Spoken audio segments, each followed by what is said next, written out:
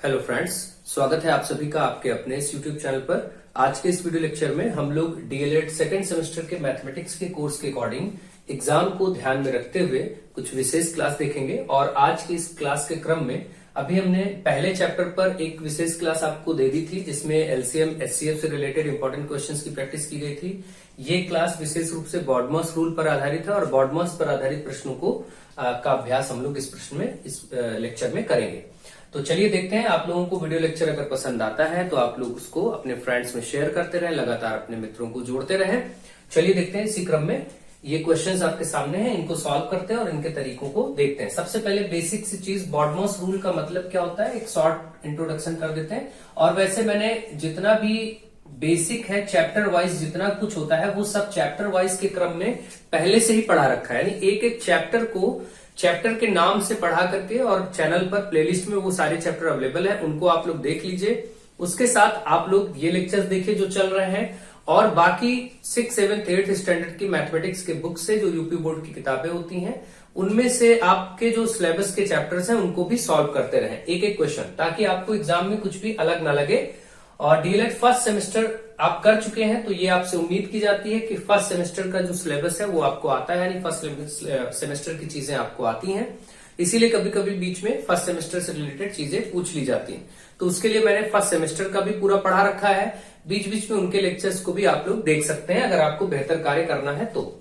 चलिए देखते हैं बॉडमॉस रूल क्या होता है। बॉडमॉस में बी का मतलब होता है ब्रैकेट, बी का मतलब होता है ब्रैकेट, जिनको हम कोष्ठक कहते हैं इंग्लिश में। और ब्रैकेट्स कितने टाइप के होते हैं, एक ये बार ब्रैकेट होता है, एक स्मॉल ब्रैकेट होता है, एक ये कर्ली ब्रैकेट होता है और ये स्क्वायर ब्रैकेट होता है, जिसको कहते हैं ये रेखा कोष्ठक होता है, ये छोटा कोष्ठक, ये मंझला कोष्ठक और ये बड़ा कोष्ठक। इन ब्रैकेट को इसी क्रम में सॉल्व किया जाता है। अगर किसी प्रश्न में ये चारों ब्रैकेट दिए गए हैं तो सबसे पहले इसको सॉल्व करेंगे, फिर इस वाले को, फिर इस वाले को और फिर इस वाले को।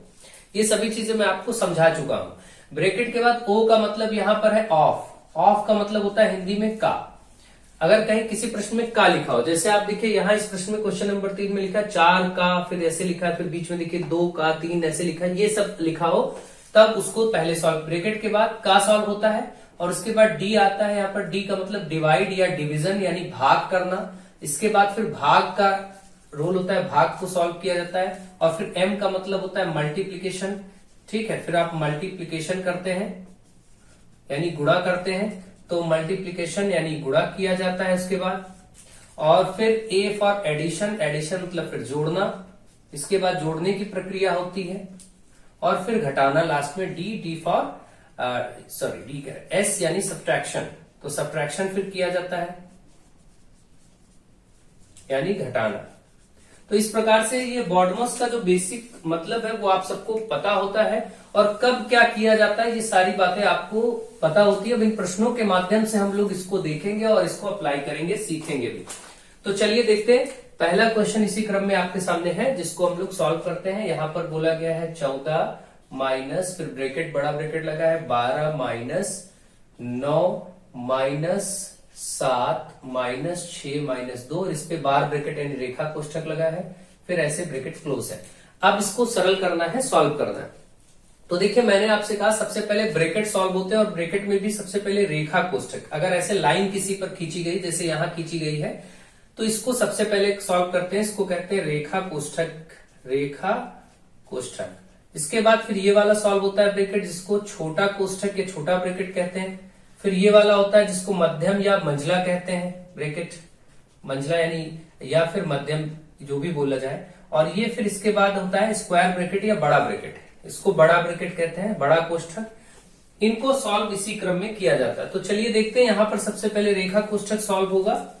रेखा कोष्ठक यहां पर आया है। रेखा कोष्ठक सॉल्व करते समय बच्चों को कंफ्यूजन होता है अक्सर ऐसी जगहों पर कि वो क्या करते हैं। देखिए जैसे यहां पर रेखा कोष्ठक अगर लगा है, मैं अलग से पहले इसको समझा देता हूं, फिर इसमें आप करिए। कई बार क्या होता है कि जैसे ये लिखा है 7 माइनस 3 और इस पर रेखा कोष्ठक लगा है, तो आप इसका आंसर करेंगे, इसको सॉल्व करेंगे, 7 में से 3 जाएगा, 4 हो जाएगा और रेखा कोष्ठक हट जाएगा।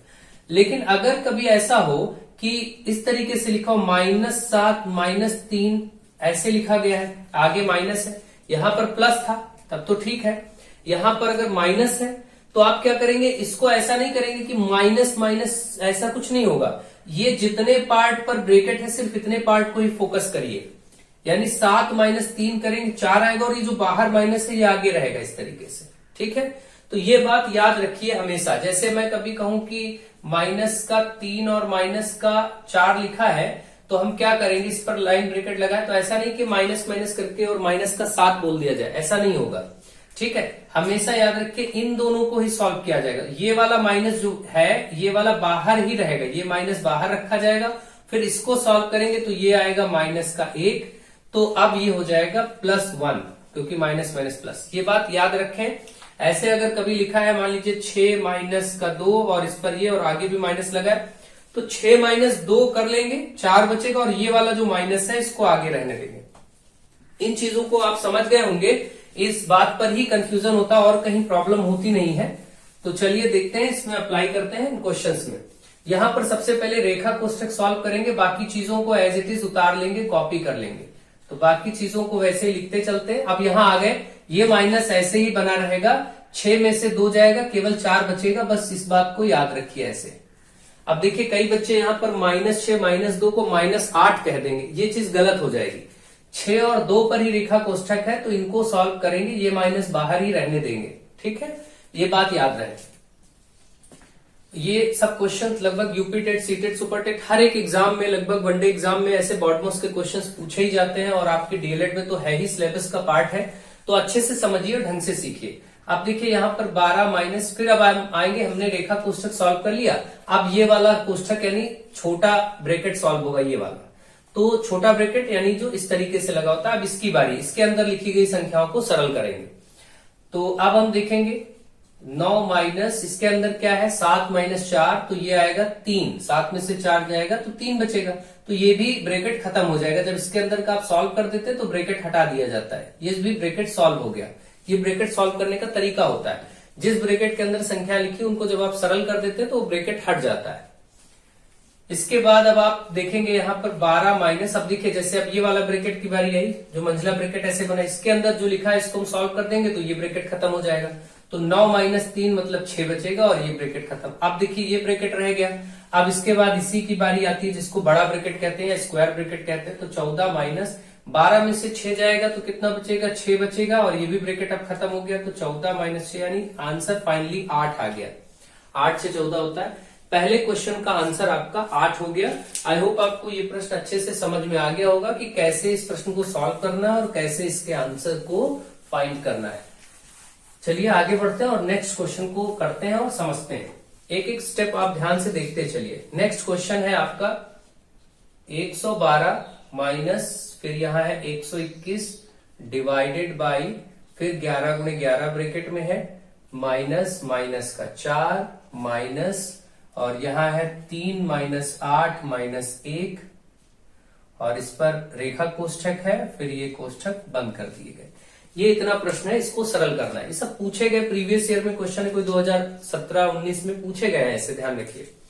तो चलिए देखते हैं, सरल करते हैं एक एक स्टेप। पहले हमारा टारगेट होगा कि हम इसमें सभी प्रकार के ब्रैकेट है तो वही क्रम वही रहेगा, रेखा कोष्ठक, फिर छोटा, फिर मंझला और फिर बड़ा, इसी क्रम में सॉल्व करते चले जाएंगे। तो सबसे पहले जहां छोटे रेखा कोष्ठक है यहां पहुंचेंगे, इस जगह सॉल्व करेंगे, बाकी कॉपी करते चलेंगे, उतारते चलेंगे संख्याओं को। तो बाकी संख्याओं को ऐसे ही हम लिखते चल रहे हैं और वहां पर पहुंच के सरल करेंगे।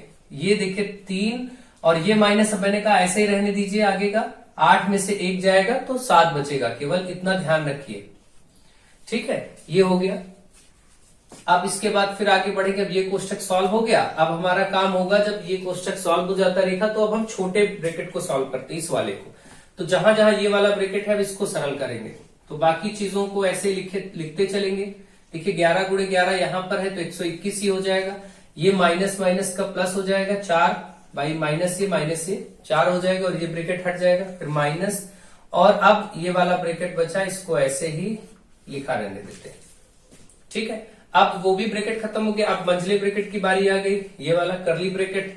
तो इसको अब सरल करते हैं। 112 minus 121 divided by 121 plus 4 minus, अब देखिए यहां पर क्या होगा, 3 में से 7 जाएगा तो माइनस का 4 बचेगा, माइनस का 4 बचेगा। ठीक है, एक एक स्टेप आप ध्यान से समझते चलिए ताकि कोई दिक्कत ना हो, आपको कोई प्रॉब्लम ना हो। अब देखेंगे 112 माइनस 121 भागे 121 प्लस 4। अब ये माइनस माइनस प्लस हो जाएगा और ये भी 4 हो जाएगा। ठीक है, इस तरीके से 112 माइनस ये देखिए 121 से 1 ही आएगा भाग होकर के, और प्लस 4 4 8, यानी कि ये आपका 8 हो जाएगा। ठीक है, ये वाला 8 हो गया, ये 121 और 121 भाग होकर के ये वाला 1 हो गया है। ठीक, तो आप ये देखिए 112 माइनस ये 8 1 9, 112 में से 9 माइनस होगा, 103 आपका उत्तर हो जाएगा इस प्रश्न का। 9 3 12 होता है। तो इस तरीके से अब आप देख रहे हैं 112 से 9 हटेगा, 103 बचेगा। ये प्रश्न भी आपका लग गया है। मुझे आशा है कि आपको ये प्रश्न समझ में आ गया होगा। अब चलिए आगे बढ़ते हैं और अगला क्वेश्चन देखते हैं। इन सबको अच्छे से अभ्यास करिए, सीखिए, प्रैक्टिस करिए। बाकी कोई दिक्कत की बात नहीं होगी, आपको बहुत अच्छे से चीजें समझ में आ जाएंगी। मैं इस क्वेश्चन को हटा देता हूं क्योंकि ये 2 क्वेश्चन लग चुके हैं, तो इनको मैं हटा देता हूं, रफ कर देता हूं, ताकि आप अच्छे से जगह भी हो जाए। अब ये वाला क्वेश्चन लिखते हैं। ये वाला क्वेश्चन आपका है 4 का 25 माइनस 18 डिवाइडेड बाई, फिर यहां पर 7 माइनस 2 का 3 माइनस 13 माइनस 4 माइनस 3, इस पर रेखा कोष्ठक प्लस 5, और ये इस तरीके से कंप्लीट हो गया। अब इसको हम लोग सॉल्व करेंगे। देखिए यहां पर बोला गया है 4 का, पहले हम रेखा कोष्ठक को सॉल्व करेंगे जाकर के यहां पर, और बाकी वैसे ही लिखते चलेंगे। बाकी चीजों को एज इट इज कॉपी करेंगे। इसमें आएंगे 13 माइनस ये वाला ऐसे रहने देंगे, 4 में से 3 गया, 1 ही बचेगा, प्लस 5। ठीक है, फिर से अब देखेंगे। अब रेखा कोष्ठक सॉल्व हो गया। अब छोटा कोष्ठक, जब रेखा सॉल्व हो जाता है तो इसकी बारी आती है, तो उस तक पहुंचते हैं जहां पर भी वो छोटा कोष्ठक लगा है वहां पर पहुंचेंगे।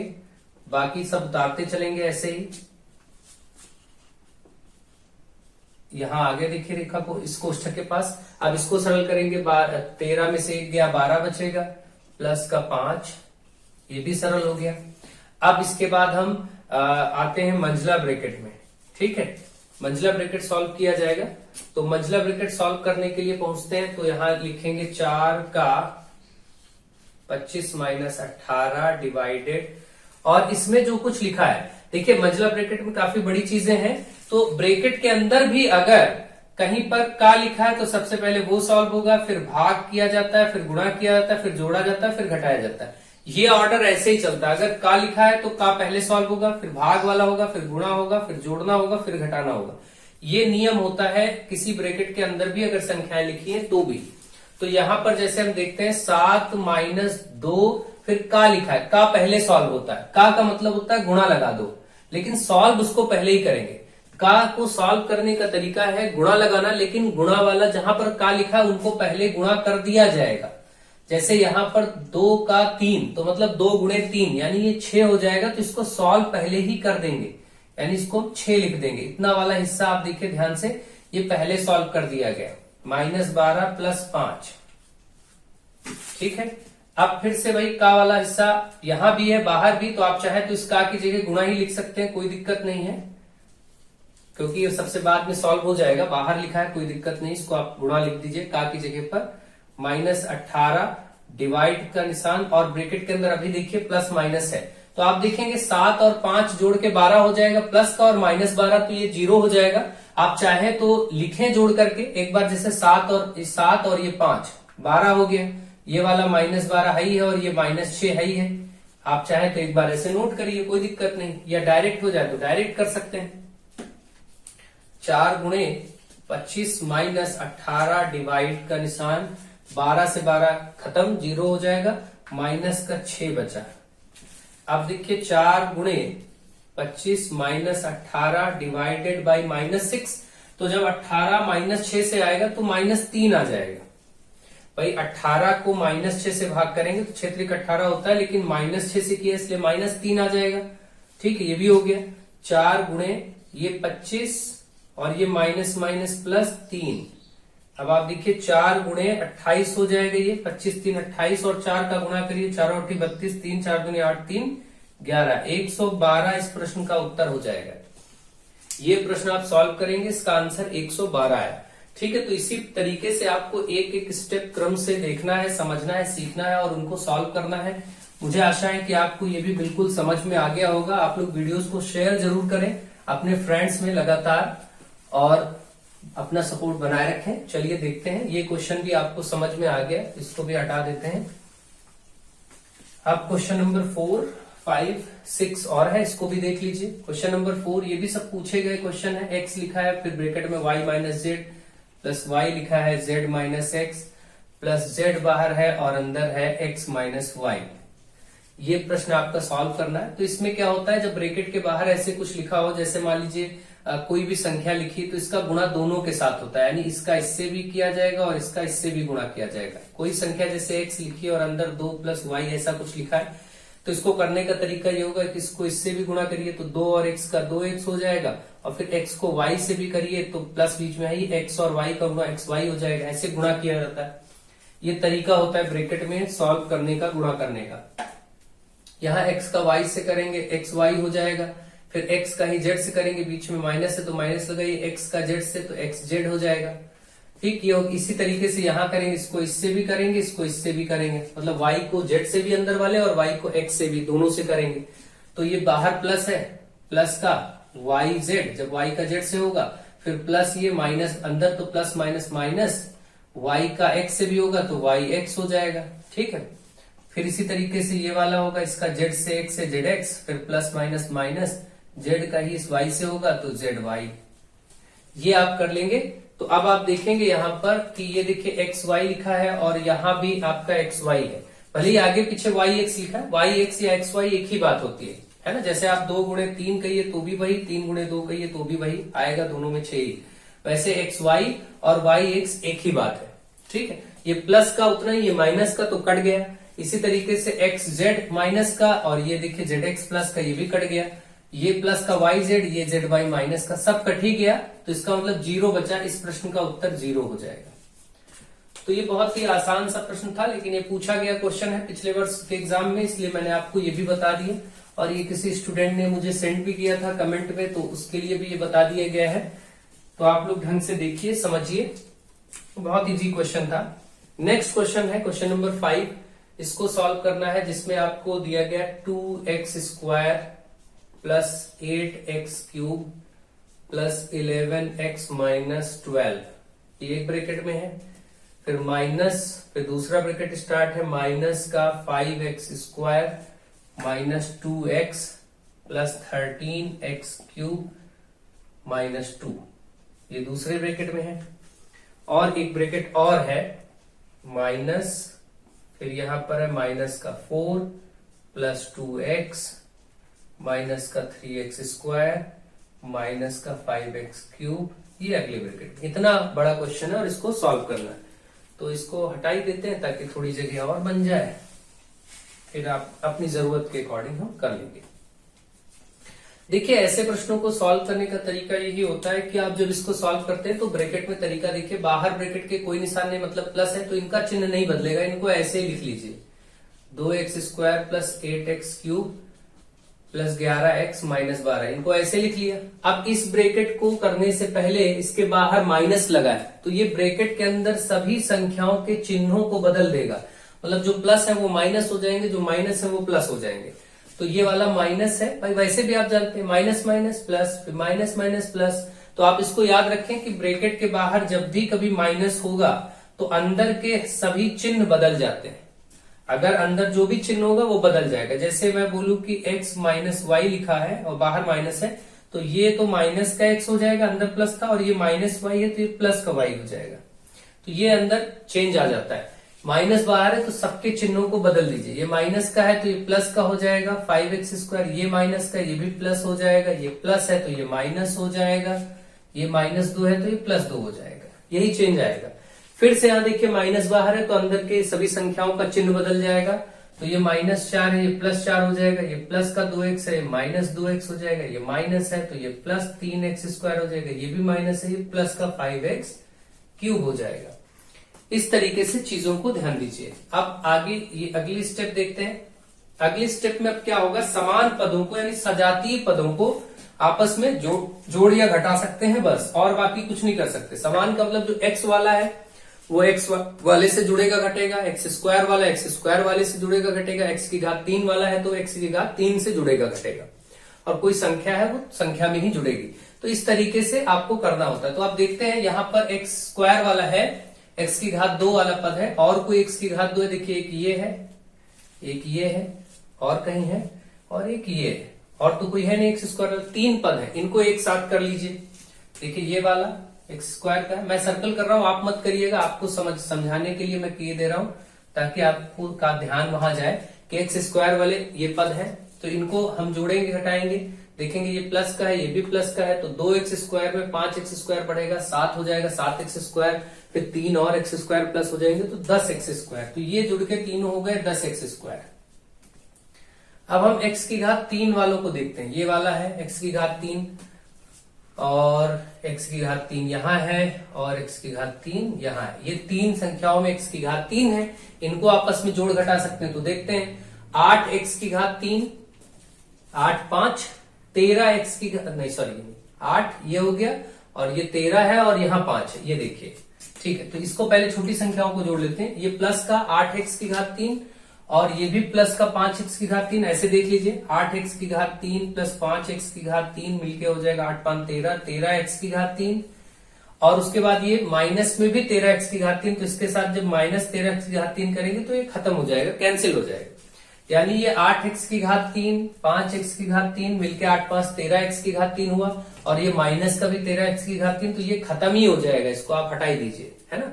जोड़ के लिखे, कुछ बचता तो लिखते, जब कुछ बचा ही नहीं तो लिखे क्या।